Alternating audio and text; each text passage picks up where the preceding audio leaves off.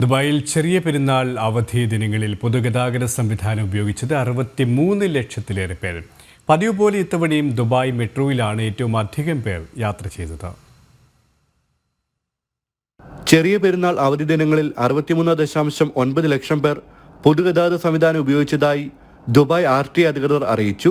March 30 മുതൽ April 1 വരെയാണ് ഇത്രയും ആളുകൾ പൊതുഗതാഗതം പ്രയോജനപ്പെടുത്തിയത്. മെട്രോയുടെ റെഡ് ഗ്രീൻ ലൈനുകളിലായി 24 ലക്ഷത്തിലേറെ പേരാണ് സഞ്ചരിച്ചത്. ട്രാം ഉപയോഗിച്ചത് 1.25 ലക്ഷത്തോളം പേരാണ്. കൂടാതെ പൊതുബസ്സുകളിൽ 13 ലക്ഷത്തിലേറെ പേരും യാത്ര ചെയ്തു. മറൈൻ ട്രാൻസ്പോർട്ടുകൾ 4 ലക്ഷം പേർക്കും ദുബായ് ടാക്സികൾ 16 ലക്ഷം യാത്രക്കാർക്ക് സേവനം നൽകി.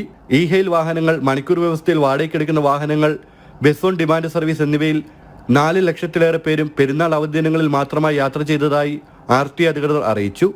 യാത്രക്കാരുടെ സഞ്ചാരം തടസ്സങ്ങളില്ലാതെ സുരക്ഷിതമായി നടത്താൻ സാധിച്ചതിൽ സംതൃപ്തിയുണ്ടെന്ന് അധികൃതർ വ്യക്തമാക്കി. ജനം, ദുബായ്.